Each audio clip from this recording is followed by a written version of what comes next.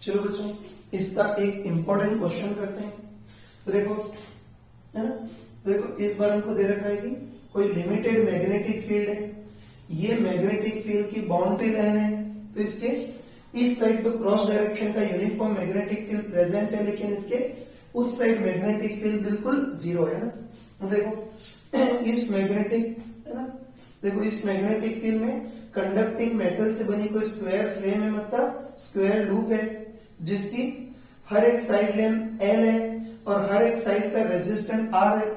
मतलब कहने का मतलब है कि इस पूरे लूप का टोटल रेजिस्टेंस 4R होगा, है ना। तो देखो इस स्क्वायर लूप पर इस स्क्वायर लूप को पकड़ करके कुछ भी करके v की कांस्टेंट वेलोसिटी से आगे की ओर मूव कर रहे हैं। कोई भूत थोड़ी है जो अपने आप मूव करेगा, है ना। तो इस लूप को पकड़ करके कुछ भी करके v की कांस्टेंट वेलोसिटी से आगे की ओर मूव कर रहे हैं। ये तो देखो सबसे पहले हमको देखना है कि जब लूप पूरा पूरा मैग्नेटिक फील्ड के अंदर डूबा रहेगा तब इसमें नेट ईएमएफ और करंट कितनी होगी। फिर सेकेंड पार्ट में हमको देखना है कि जब लूप इस मैग्नेटिक फील्ड से बाहर निकल रहा होगा तब इसमें ईएमएफ और करंट। और तीसरा देखना है कि जब लूप पूरा पूरा मैग्नेटिक फील्ड के बाहर निकल गया होगा तब इसमें ईएमएफ और करंट कितनी होगी वो देखना है।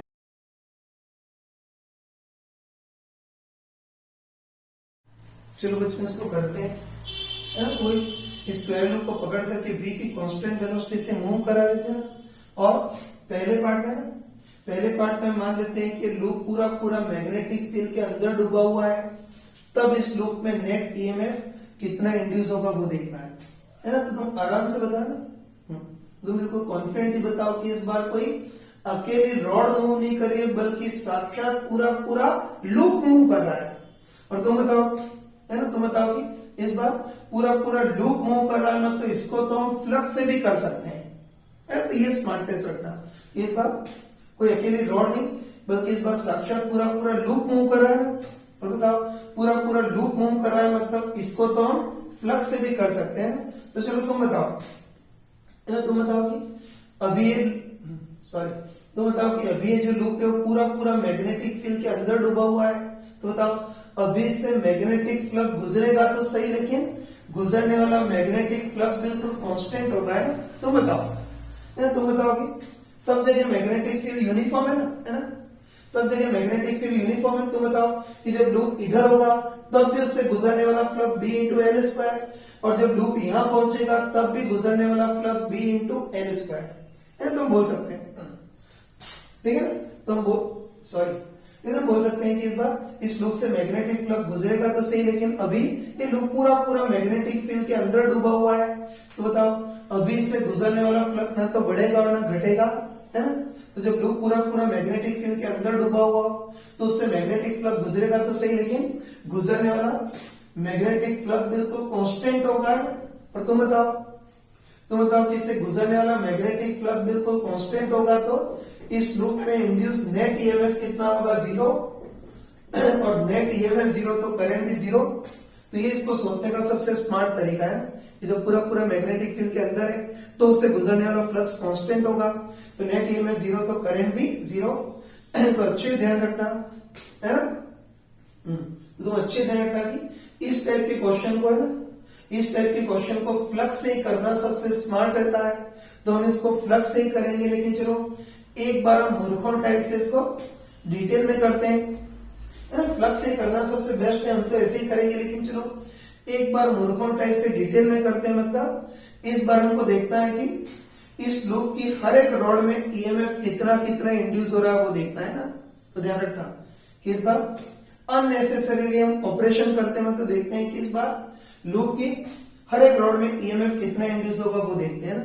तो तुम बताओ, है ना, तुम बताओ कि बिल्कुल रिजिड लूप है, है ना, बताओ बिल्कुल रिजिड लूप है और एक प्योरली लीनियर मोशन कर रहा है। तो बताओ हर एक रॉड की वेलोसिटी सेम होगी, मतलब बताओ इस लूप की वेलोसिटी v है तो इसके इस रॉड की भी वेलोसिटी v आगे की ओर होगी, इस रॉड की भी वेलोसिटी v आगे की ओर, इसकी भी वेलोसिटी v आगे की ओर, इसकी वेलोसिटी v आगे की ओर, है ना। बोल सकते हैं कि रिजिड लूप है तो इसके हर एक रॉड की वेलोसिटी सेम होगी, तो इसकी वेलोसिटी v, तो इसकी भी v, इसकी भी v और इसकी भी v। तो बस हम मूर्खों टाइप से हर एक रॉड में ईएमएफ इंड्यूस अलग अलग निकालते हैं। तो चलो सबसे पहले तुम देखते ही बताओ, है ना। तो ये सबसे पहले तुम देखते ही बताओ कि बताओ ईस्ट रॉड और ईस्ट रॉड, है ना। बताओ इन दोनों रॉड्स की तो वेलोसिटी लेंथ के पैरेलल है, और हमको पता है कि वेलोसिटी लेंथ के पैरेलल हो तो इन दोनों रॉड में तो ईएमएफ बिल्कुल जीरो होगा, है ना। तो आगे बताने की जरूरत नहीं है, बताओ इस रॉड और इस रॉड की तो वेलोसिटी लेंथ के पैरेलल है, और बताओ वेलोसिटी लेंथ के पैरेलल हो तो ईएमएफ जीरो। मतलब हम बोल सकते हैं कि इन दोनों रॉड में तो इंड्यूस ईएमएफ जीरो होगा, बस, है ना। बस बताओ इस रॉड और इस रॉड, केवल इन दोनों रॉड की वेलोसिटी लेंथ के परपेंडिकुलर है तो केवल इन्हीं दोनों रॉड में ही ईएमएफ इंड्यूस होगा। चलो पहले इस रॉड की बात करते हैं, तो बताओ इस रॉड की वेलोसिटी लेंथ के परपेंडिकुलर है, इसलिए इस रॉड में ईएमएफ इंड्यूस होगा और कितना होगा, वीबीएल। और इसकी डायरेक्शन भी देख सकते हैं। तो बताओ, ठीक है, तो बताओ कि मैग्नेटिक फील्ड अंदर की ओर है, वेलोसिटी आगे की ओर है, तो पॉजिटिव पर फोर्स ऊपर लगेगा, है ना। और तुम बताओ कि पॉजिटिव पर फोर्स ऊपर की ओर लगेगा तो ये रॉड ऐसी बैटरी के टाइप से काम करेगी जो पॉजिटिव को ऊपर की ओर धक्का लगाए, मतलब ये रॉड इस टाइप की बैटरी के टाइप से काम करेगी। और इस रॉड में ईएमएफ कितना इंड्यूस होगा, वीबीएल इतना होगा। वैसे इस रॉड में भी देखते हैं, है ना। तो तुम बताओ इस रॉड की भी वेलोसिटी लेंथ के परपेंडिकुलर है तो इसमें भी ईएमएफ वीबीएल, और डायरेक्शन के लिए वापस वही रूल। तो बताओ मैग्नेटिक फील्ड अंदर की ओर है, वेलोसिटी आगे की ओर है तो पॉजिटिव पर फोर्स ऊपर की ओर लगेगा। और तुम बताओ कि पॉजिटिव फोर्स ऊपर की ओर लगेगा तो ये रॉड ऐसी बैटरी के टाइप से काम करेगी जो पॉजिटिव को ऊपर की ओर धक्का दे, है ना। तो पॉजिटिव फोर्स ऊपर की ओर लगेगा तो ये रॉड ऐसी बैटरी के टाइप से काम करेगी जो पॉजिटिव को ऊपर की ओर धक्का दे, मतलब इस टाइप की बैटरी के टाइप से काम करेगी। और इस रॉड में भी ईएमएफ कितना होगा, वीबीएल। तो बस आराम से बताओ, है ना। आराम से बताओ कि सिंपली हर एक रॉड में इंड्यूस ईएमएफ निकाल लिया, तो बस सबका रिजल्टेंट निकालेंगे। तो तुम बताओ इन दोनों रॉड में तो ईएमएफ जीरो ही है, इनको तो देखने की जरूरत नहीं, बस इन दोनों रॉड में ईएमएफ इंड्यूस हो रहा है ना। तो तुम देखते बताओ कि इस रॉड और इस रॉड में जो ईएमएफ इंड्यूस हो रहा है वो बताओ सपोर्टिंग है, अपोजिंग है ना। तुम बताओ, है ना। तुम बताओ कि इस रॉड में जो ईएमएफ इंड्यूस हो रहा है चार्जेस को ऐसे मतलब क्लॉकवाइज डायरेक्शन में धक्का दे रहा है, और इस रॉड में जो ईएमएफ इंड्यूस हो रहा है चार्जेस को ऐसे मतलब एंटी क्लॉकवाइज डायरेक्शन में धक्का दे रहा है। तो तुम बताओ, है ना। तो बताओ कि दोनों के धक्के अपोजिंग है तो ईएमएफ भी अपोजिंग होंगे, है ना। तो बस ईएमएफ अपोजिंग होंगे मतलब दोनों की ईएमएफ कैंसिल हो जाएंगे, तो बोल सकते हैं कि इन दोनों में तो ईएमएफ जीरो, इसमें ईएमएफ वीबीएल और इसमें भी ईएमएफ वीबीएल है। लेकिन बताओ ये ईएमएफ चार्जेस को क्लॉकवाइज और ये ईएमएफ चार्जेस को एंटी क्लॉकवाइज डायरेक्शन धक्का दे रहा है, दोनों के ईएमएफ अपोजिंग है तो दोनों के ईएमएफ घट जाएंगे, मतलब कैंसिल हो जाएंगे। तो इस बार भी हम बोल सकते हैं कि लूप में नेट ईएमएफ कितना होगा, क्लॉकवाइज वीबीएल और एंटी क्लॉकवाइज वीबीएल, तो net EMF VBL minus VBL मतलब जीरो होगा, है ना। तो ध्यान रखना, है ना, अच्छे ध्यान रखना कि इस टाइप की कभी भी क्वेश्चन आए, ध्यान रखना, इस टाइप कभी भी क्वेश्चन आए तो ईएमएफ इंड्यूस होगा या नहीं होगा उसको फ्लक्स से देखना ज्यादा स्मार्ट है। इससे तो लेंदी हो गया ना, फ्लक्स से देखना ज्यादा स्मार्ट है, इसलिए इसको फ्लक्स से ही करेंगे। लेकिन ये जो डिटेल स्टडी की ना, है ना, ये जो डिटेल स्टडी की उससे हमको एक इंपॉर्टेंट चीज पता चली कि ये बात तो सही है कि रिजल्टेंट ईएमएफ तो जीरो होगा, लेकिन इन दोनों रॉड में ईएमएफ इंड्यूस जरूर होगा, है ना। ध्यान रखना कि इस लूप को v की वेलोसिटी मूव कराए, जो पूरा मैग्नेटिक फील्ड के अंदर डूबा हुआ तब इन दोनों रॉड में ईएमएफ इंड्यूस जरूर होगा। ये बात अलग है कि दोनों का ईएमएफ कैंसिल हो जाएगा, मतलब रिजल्टेंट ईएमएफ जीरो होगा। और बताओ चूंकि रिजल्टेंट ईएमएफ जीरो होगा इससे करंट भी जीरो होगी। तो ध्यान रखना कि ये वाला क्वेश्चन भी जेईई की स्क्रीनिंग में पूछा गया था ना, तो उसमें ही पूछा था कि पूरा मैग्नेटिक फील्ड के अंदर डूबा हो तो इनमें से किन किन रॉड में ईएमएफ इंड्यूस होगा। तो आंसर है कि इस रॉड में ईएमएफ इंड्यूस होगा तो सही, ये बात अलग है कि दोनों की ईएमएफ कैंसिल हो जाएंगे ना। तो देखो ये फर्स्ट पार्ट तो हमने कर लिया है ना, और देर तक तमाम मूर्खताएं सब हमने कर लिया, लेकिन उससे हमको क्लियरली सबक मिल गया है ना। तो हमको क्लियरली सबक मिल गया कि ईएमएफ इंड्यूस होगा ही नहीं होगा, उसको फ्लक्स से ही देखना ज्यादा स्मार्ट है, इतना ऑपरेशन आगे हम नहीं करेंगे, है ना। क्वेश्चन का पहला पार्ट तो कर लिया। अब चलो और आगे बढ़ते हैं ना। तो चलो अब लूप को v की कांस्टेंट वेलोसिटी से और आगे मूव करा रहे हैं। और चलो सेकेंड पार्ट पे मान लेते हैं कि अब लूप इस मैग्नेटिक फील्ड से बाहर निकल रहा है ना भाई। लूप को v की कांस्टेंट वेलोसिटी पकड़ करके ले जा रहे हैं। चलो सेकेंड पार्ट में मान लेते हैं कि अब लूप है ना, अब ये जो लूप है पूरा पूरा मैग्नेटिक फील्ड के अंदर नहीं डूबा हुआ, बल्कि अब ये जो लूप है वो मैग्नेटिक फील्ड से बाहर निकल रहा है। तो बस हमको देखना है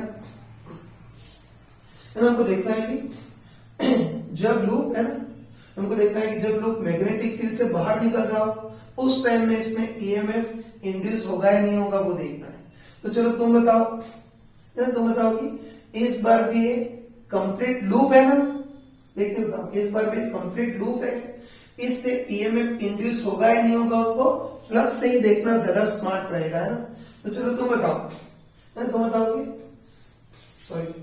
तुम बताओ कि इस बार लूप मैग्नेटिक फील्ड से बाहर निकल रहा है ना, और बताओ लूप मैग्नेटिक फील्ड से बाहर निकल रहा है, तो बताओ इस बार इस लूप से गुजरने वाला फ्लक्स घटेगा, है ना, बोल सकते हैं कि होता है इस बार, है ना, इस बार जो लूप है वो मैग्नेटिक फील्ड से बाहर निकल रहा है, तो क्या मैग्नेटिक फील्ड से बाहर निकल रहा है मतलब इस बार लूप से गुजरने वाला फ्लक्स घटेगा। और तो बताओ कि लूप से गुजरने वाला फ्लक्स घटेगा मतलब फ्लक्स चेंज करेगा, और बताओ फ्लक्स चेंज करेगा मतलब इस बार लूप में ईएमएफ इंड्यूस होगा, ईएमएफ भी इंड्यूस होगा, और सर्किट भी कंप्लीट है, तो कंफर्म है कि इस बार लूप में करंट भी बहेगी। तो ये देखना सबसे स्मार्ट है कि होता लूप को मैग्नेटिक फील्ड से बाहर निकल रहा है, तो जितने टाइम में लूप मैग्नेटिक फील्ड से बाहर निकलेगा उतने टाइम में फ्लक्स घटेगा, और तब फ्लक्स घटेगा मतलब फ्लक्स चेंज करेगा, तो अब लूप में नेट ईएमएफ इंड्यूस होगा, नेट ईएमएफ भी इंड्यूस और सर्किट भी कंप्लीट, तो करंट भी बहेगी। तो बस जब बाहर निकालेंगे तब ईएमएफ भी इंड्यूस होगा और करंट भी बहेगी, ये पता चल गया।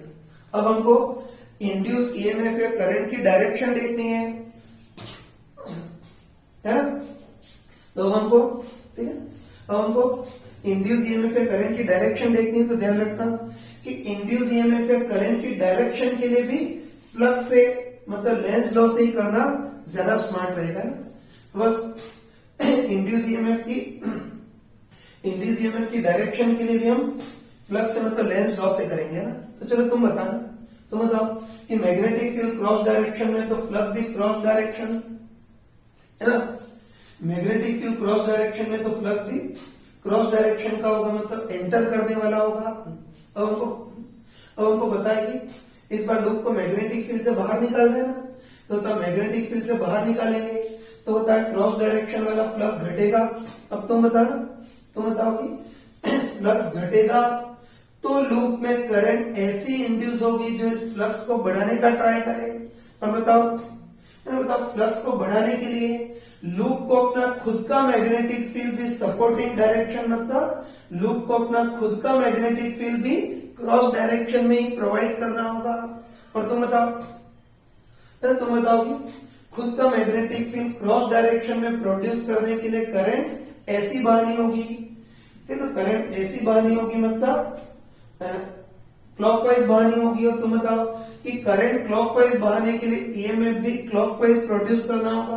तो बस कंफर्म है कि जो ईएमएफ होगा वो भी क्लॉकवाइज डायरेक्शन में और करंट भी क्लॉकवाइज डायरेक्शन में प्रोड्यूस होगी, है ना। तो बस हमको पता चल गया कि जब तक लूप को बाहर निकालेंगे तब तक फ्लक्स घटेगा, तो लूप में ईएमएफ और करंट इंड्यूस भी होगी, और लेंज लॉ से ये भी देख लिया कि इंड्यूस ईएमएफ और इंड्यूस करंट क्लॉकवाइज होगी, है ना। अब देखो, अब हमको देखता है कि इंड्यूस ईएमएफ की वैल्यू कितनी होगी वो देखना है ना। इंड्यूस ईएमएफ की वैल्यू कितनी होगी वो देखना है। तो वैसे तो इंड्यूस है ना, वैसे तो इंड्यूस ईएमएफ की वैल्यू को भी हम फ्लक्स से मतलब फैराडे के लॉ से निकाल सकते हैं, लेकिन ध्यान रखना कि इंड्यूस ईएमएफ की वैल्यू के लिए मोशनल ईएमएफ वीबीएल ज्यादा इजी पड़ेगा, है ना। तो इंड्यूस ईएमएफ की वैल्यू देखनी है। तो इंड्यूस ईएमएफ की वैल्यू के लिए वो मोशनल ईएमएफ वीबीएल वाला मेथड ज्यादा इजी रहेगा। तो उसके लिए वही करते हैं कि सिंपली हर एक रॉड में इंड्यूस ईएमएफ निकाल लेते हैं और सबका रिजल्टेंट है ना।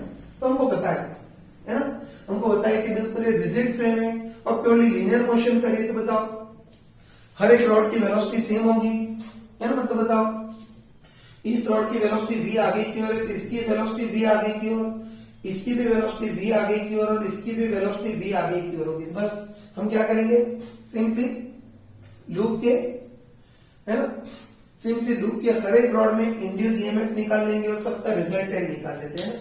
चलो सबसे पहले, है ना, सॉरी, तो सबसे पहले बताओ कि इन दोनों रॉड की तो वेलोसिटी लेंथ के पैरेलल है ना, इन दोनों रॉड की तो वेलोसिटी लेंथ के पैरेलल है, तो इन दोनों रॉड में तो ईएमएफ जीरो होगा, लिख देता हूं ना, इन दोनों की वेलोसिटी लेंथ के पैरेलल है, इसके इन दोनों रॉड में ईएमएफ जीरो होगा। उसके बाद तुम बताओ कि ये जो रॉड है वो तो बेचारी मैग्नेटिक फील्ड से बाहर निकल गई है, तो इस पर तो गिरने वाला मैग्नेटिक फील्ड ही जीरो, इसमें भी ईएमएफ जीरो होगा। बस जो ईएमएफ इंड्यूस होगा वो केवल इसी रॉड में होगा, है ना। तो तुम बताओ, है ना, तुम बताओ कि ये रॉड अभी भी मैग्नेटिक फील्ड के अंदर ही है और इसकी वेलोसिटी रॉड के परपेंडिकुलर है, तो केवल इसी रॉड में ईएमएफ इंड्यूस होगा और कितना इंड्यूस होगा, वीबीएल, है ना। और उसकी डायरेक्शन भी देख सकते हैं, है ना, तो उसकी डायरेक्शन भी देख सकते हैं। आराम से बताओ कि मैग्नेटिक फील्ड अंदर की ओर है, वेलोसिटी आगे की ओर है, तो तब पॉजिटिव पर फोर्स ऊपर की ओर लगेगा ना, है ना। वही मैग्नेटिक फील्ड अंदर, वेलोसिटी आगे है, तो पॉजिटिव पर फोर्स ऊपर की ओर लगेगा। और तुम बताओ, है ना, तुम बताओ कि पॉजिटिव फोर्स ऊपर की ओर लगेगा तो ये रॉड ऐसी बैटरी के टाइप से काम करेगी जो पॉजिटिव को ऊपर की ओर धक्का लगाए, मतलब इस टाइप की बैटरी के टाइप से, है ना। तो बस कह सकते हैं कि पॉजिटिव फोर्स ऊपर लग रहा है, मतलब ये रॉड ऐसी बैटरी के टाइप से काम करेगी जो पॉजिटिव को ऊपर की ओर धक्का लगाए, मतलब ये रॉड इस टाइप की बैटरी के टाइप से काम करेगी। और इस रॉड में ईएमएफ कितना होगा, वीबीएल, है ना। तो तुम देखते ही बताओ, ठीक है। तो तुम देखते ही बताओ कि इस बार, है ना, देखते बताओ कि इस बार बाकी तीन रॉड में तो ईएमएफ बिल्कुल जीरो है, केवल इसी रॉड में ईएमएफ प्रोड्यूस हो रहा है, वीबीएल। तो बस तुम बताओ कि ईएमएफ केवल इसी रॉड में प्रोड्यूस हो रहा है, तो बताओ पूरे लूप का या पूरे रास्ते का नेट ईएमएफ भी वीबीएल ही होगा। ये ध्यान रखना कि बाकी तीन रॉड में तो ईएमएफ जीरो, ईएमएफ वीबीएल जितना केवल इसी रॉड में इंड्यूस हो रहा है, तो बस हम बोल सकते हैं कि इस पूरे लूप का नेट ईएमएफ कितना होगा, सिंपली वीबीएल, है ना। अब तुम बताओ, है ना, तुम बताओ कि ईएमएफ भी इंड्यूस हो गया और ये सर्किट भी कंप्लीट है, तो करंट भी फ्लो हो गया ना। और बैटरी चार्जेस को ऐसे धक्का देगी, मतलब करंट ऐसे क्लॉकवाइज डायरेक्शन में बहेगी, और हम बोल सकते हैं कि करंट कितनी बहेगी, रास्ते का नेट ईएमएफ अपन रास्ते का टोटल रेजिस्टेंस। तो तुम बताओ, है ना, तुम बताओ कि इस रास्ते का नेट ईएमएफ तो कितना है, वीबीएल, अपन इस पूरे रास्ते या पूरे लूप का टोटल रेजिस्टेंस कितना, 4R, है ना। एक साइड का रेजिस्टेंस R है, तो चारों रॉड का टोटल रेजिस्टेंस 4R। और इस तरह से दिख रहा है कि ये ईएमएफ चार्जेस को ऐसे धक्का देगा, मतलब ईएमएफ भी क्लॉकवाइज और करंट भी क्लॉकवाइज। तो तुम बताओ, है ना, तुम बताओ कि इसको फ्लक्स से सोचे, मतलब लेंज लॉ से सोचे, तब भी ईएमएफ या करंट क्लॉकवाइज आ रही है, और ये मोशन ईएमएफ से देखें तब भी ईएमएफ या करंट क्लॉकवाइज।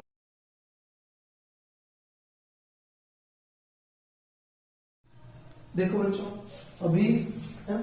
अभी स्क्वायर लूप को v की कांस्टेंट वेलोसिटी से मैग्नेटिक फील्ड के बाहर निकाल रहे थे, और इस टाइम पर इस लूप में नेट ईएमएफ कितना इंड्यूस होगा उसको अभी तो हमने गधोटाई से डिटेल में किया है, लेकिन यहाँ थोड़ी सी अपनी स्मार्टनेस दिखा सकते हैं ना।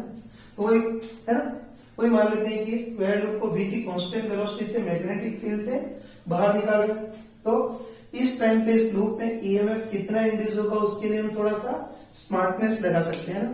तो चलो तुम बताओ, है ना, चलो तुम बताओ कि अभी, है ना, अभी लूप का केवल यहां से लेकर के यहां तक केवल इतना ही पार्ट मैग्नेटिक फील्ड के अंदर डूबा है ना। हम बोल सकते हैं कि अभी लूप का केवल यहां से लेकर के यहां तक केवल इतना ही पार्ट मैग्नेटिक फील्ड के अंदर डूबा है, तो केवल इतने ही पार्ट में ईएमएफ इंड्यूस होगा और तुम बताओगे इतने पार्ट में इंड्यूस ईएमएफ निकालने के लिए, है ना, इतने पार्ट में इंड्यूस ईएमएफ निकालने के लिए मैग्नेटिक फील्ड के अंदर जो डूबा हुआ पार्ट है उसको सिरों को मिलाने वाली सीधी रॉड से रिप्लेस कर सकते हैं। तो ये बोल सकते हैं कि केवल इतने पार्ट मैग्नेटिक फील्ड के अंदर डूबा है तो इसी में ईएमएफ इंड्यूस होगा। तुम बताओ कि इतने पार्ट में इंड्यूस ईएमएफ निकालने के लिए मैग्नेटिक फील्ड के अंदर जो डूबा हुआ पार्ट है उसको सिरों को मिलाने वाली सीधी रॉड से रिप्लेस कर सकते हैं। तो बताओ जो ईएमएफ इस इक्विवेलेंट रॉड में इंड्यूस होगा वही एक्चुअल पार्ट में इंड्यूस होगा, है ना। तो तुम बताओ, है ना, तुम बताओ कि इक्विवेलेंट रॉड में ईएमएफ कितना इंड्यूस होगा, वीबीएल इक्विवेलेंट, है ना। लिख देता हूं, ठीक है, यहां लिख देता हूं कि इस इक्विवेलेंट रॉड में ईएमएफ कितना इंड्यूस होगा, वीबीएल इक्विवेलेंट। जहां एल इक्विवेलेंट क्या होगा, मैग्नेटिक फील्ड के अंदर जो डूबा हुआ पार्ट है इसके दोनों सिरों के बीच सीधी डिस्टेंस। तो तुम बताओ कि स्क्वायर फ्रेम की हर एक साइड एल है तो इसके दोनों सिरों के बीच सीधी डिस्टेंस भी एल ही होगी, है ना। बोल सकते हैं कि इस इक्विवेलेंट रॉड में ईएमएफ कितना इंड्यूस होगा, वीबीएल इक्विवेलेंट मतलब वीबीएल। तो तुम बताओ, है ना, तुम बताओ कि इक्विवेलेंट रॉड में ईएमएफ इतना इंड्यूस होगा। तो बताओ जो एक्चुअल पार्ट है उसमें भी ईएमएफ कितना इंड्यूस होगा, वीबीएल इक्विवेलेंट मतलब वीबी इंटू एल। तो बताओ गधों ऐसे घिस कर किया तब भी वही आंसर, लेकिन आगे हम इतना डिटेल में नहीं देखेंगे, आगे इस तरीके से करेंगे, है। तो ये ध्यान रखना, ठीक है। ये ध्यान रखना कि लूप को v की वेलोसिटी से जब मैग्नेटिक फील्ड से बाहर निकाले हो तब लूप का यहां से यहां तक केवल इतना ही पार्ट मैग्नेटिक फील्ड के अंदर डूबा है तो केवल इतने ही पार्ट में ईएमएफ इंड्यूस होगा, और इतने पार्ट में ईएमएफ निकालने के लिए मैग्नेटिक फील्ड के अंदर जो डूबा हुआ पार्ट है उसको सिरों को मिलाने वाली सीधी रॉड से रिप्लेस कर सकते हैं। जो ईएमएफ इस इक्विवेलेंट रॉड में होगा वही एक्चुअल रॉड में। बस बताओ, है ना, बताओ इस इक्विवेलेंट रॉड में ईएमएफ कितना इंड्यूस होगा, वीबीएल इक्विवेलेंट। जब एल इक्विवेलेंट इन दोनों सिरों के बीच सीधी डिस्टेंस एल ही होगी। तो बताओ इक्विवेलेंट रॉड में ईएमएफ वीबीएल, तो ये जो एक्चुअल पार्ट है उसमें भी ईएमएफ वीबीएल इंड्यूस होगा। तो बस ईएमएफ इतना, रास्ते का टोटल रेजिस्टेंस आर, तो करंट होगी वीबीएल ओपन 4R इतनी होगी। इस टाइप से हम करेंगे ना। तो अब इंड्यूस ईएमएफ के लिए गधों टाइप से हर एक रॉड में ईएमएफ निकालने की जरूरत नहीं है, इस टाइप से करेंगे कि मैग्नेटिक फील्ड के अंदर जो डूबा हुआ पार्ट है उसको सिरों को मिलाने वाली सीधी रॉड से रिप्लेस करेंगे। तो बस डायरेक्ट बोल सकते हैं कि ईएमएफ वीबीएल इक्विवेलेंट, जहां एल इक्विवेलेंट डूबे हुए पार्ट के दोनों सिरों के बीच सीधी डिस्टेंस। तो ये भी हमने कर दिया है। अब चलो आगे बढ़ रहे हैं, है ना, आगे बढ़ते हैं। चलो अब मान लेते हैं कि लूप पूरा मैग्नेटिक फील्ड से बाहर निकल गया है और अभी भी इसको v की कांस्टेंट वेलोसिटी से मूव कर रहे हैं। तो जब लूप पूरा मैग्नेटिक फील्ड से बाहर हो तब इसमें ईएमएफ करंट कितनी होगी वो देखना है। तो तब इसको भी फ्लक्स से करना इजी है ना। तो तुम बताओ कि अब ये पूरा लूप मैग्नेटिक फील्ड से बाहर आ गया है तो तब अब इससे गुजरने वाला फ्लक्स परमानेंटली 0 का 0 ही रहेगा। कह सकते हैं कि पूरा लूप मैग्नेटिक फील्ड से बाहर निकल गया है, काटने वाला कोई मैग्नेटिक फील्ड है ही नहीं, तो तब अब इससे गुजरने वाला फ्लक्स 0 का 0 ही रहेगा। और फ्लक्स 0 का 0 ही रहेगा तो d∅dt भी 0, मतलब ईएमएफ भी 0। ईएमएफ 0 तो इस लूप में बहने वाली करंट भी 0 है ना। तो देखो इस क्वेश्चन को हमने हर तरीके से कर लिया, है ना, ध्यान देना। फिर देखो इस क्वेश्चन को हमने हर तरीके से कर लिया, मतलब इस क्वेश्चन को हमने फ्लक्स से भी किया, है ना। तो इस क्वेश्चन को हमने फ्लक्स से भी किया, मोशन में वीबीएल से भी किया। तो इस क्वेश्चन के पार्ट को हमने हर तरीके से किया है। लेकिन ध्यान रखना कि आगे जो क्वेश्चन करेंगे, है ना, ध्यान रखना। तो ध्यान रखना कि आगे जो क्वेश्चन करेंगे उसमें गधों टाइप से इतना कचरा करने की जरूरत नहीं है। आगे, है ना, आगे जो क्वेश्चन करेंगे उसमें इतना कचरा करने की जरूरत नहीं है। आगे जो क्वेश्चन करेंगे उसमें स्मार्टनेस रखेंगे।